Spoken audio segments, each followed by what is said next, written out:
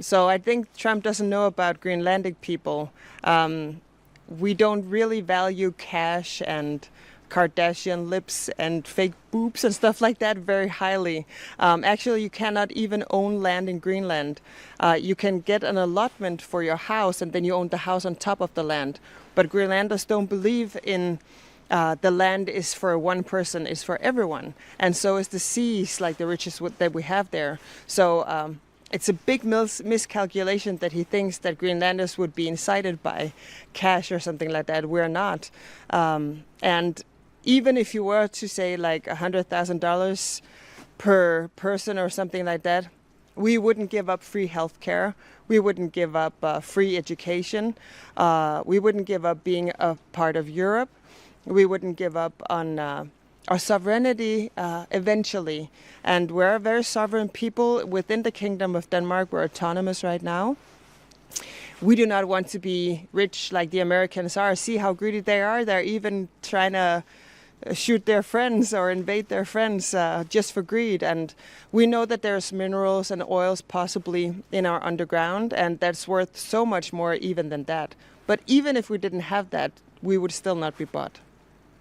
So everyone here knows about the Inuit in Alaska and all of the native tribes, Indians, American Indians who are there. Their land was taken from them and they haven't been treated that well in America.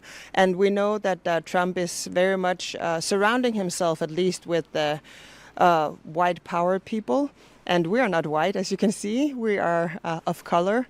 And so we know our rights probably would be taken away.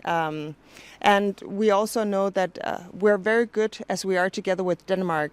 As mentioned before, we have free healthcare, we have free study. Whatever you want to study, you can do that for free. And actually, government will give you money to study. So while you're studying, you're getting a grant from your government. So all of that we wouldn't trade for, like the welfare state. We wouldn't trade for anything in America. But also, you have to remember, a lot of Greenlanders have family, like their mother or father or grandmother or grandfather who's Danish. We do have a 400 years history together or more in terms of being interconnected in that way. So, and we're also seeing a lot of protests in America right now that is unsettling with the ICE agents who are sort of going after a lot of people. And from here, it looks like maybe he's going a lot after brown people. And we are considered brown people, as you can see. So, yeah, we would rather stay with Denmark. Thank you. America has had up to 17 bases here, and they have closed them all down except for one, the Bidufik Space Base. And America could amp up the base presence, their military presence, and even their military capabilities here all they wanted to. So that is not the argument. And of course, everyone in Greenland knows this. We may not be many, but we read, we're educated, and we know about the news of the world, right? Especially regarding our own country. So we know about the treaties that we have with America. This is very much akin to when you have a dog sledge team, when he's using that analogy, and one of the dogs all of a sudden turns around and bites you.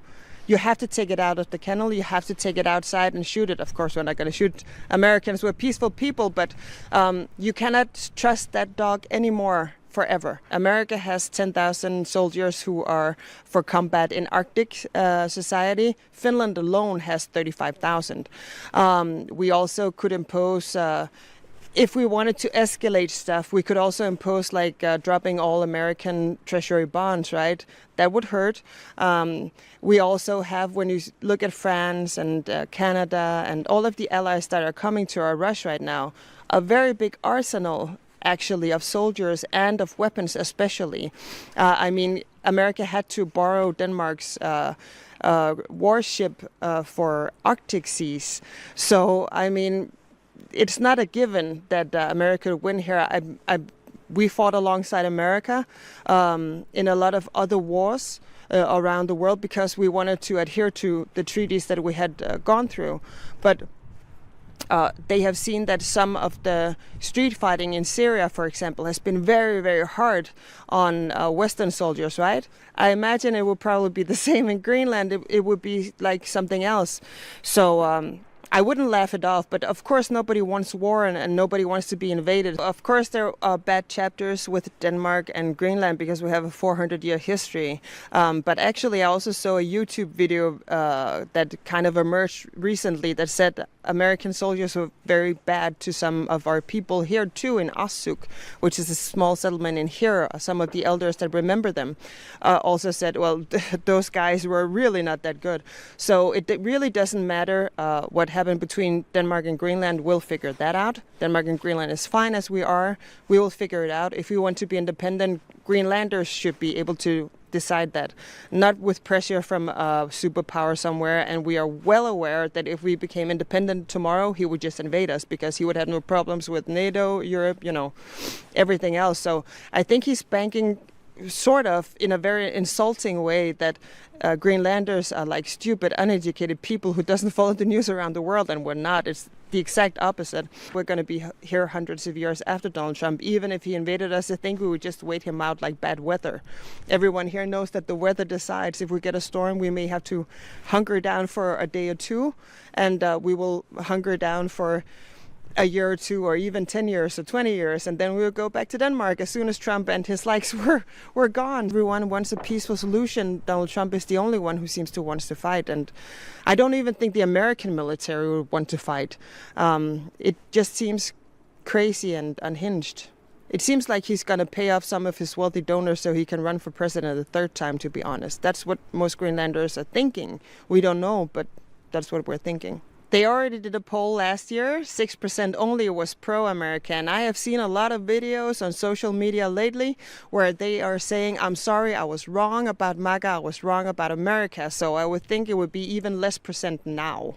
So only 6% a year ago, and I think probably even fewer now. 85% overwhelmingly said no last year. As I said, I think the percentage is higher now. So no. Decisively no. Nobody wants NATO to be pitted against each other. Nobody. I mean, nobody, except maybe Donald Trump, and nobody knows why.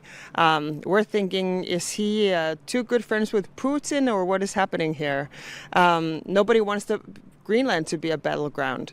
But we have seen a lot of nations kind of step up, and as I mentioned, they're trying to do the last friendly gesture towards America, as well as displaying we do actually have military capabilities. We still want to be friends.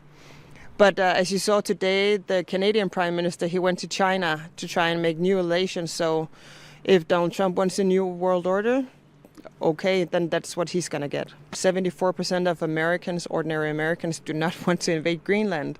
And I think probably amongst those 74%, most of the military capability is probably in there because they know they would be attacking a NATO ally. They know they would be going into a European country. And since World War II, the Western Hemisphere has kind of banded together. So it's very weird that he's trying to do that. Some Europeans are hoping that maybe he's just trying to get them to really amp up their military quick. I don't think so. I think he wants Greenland, but we'll see.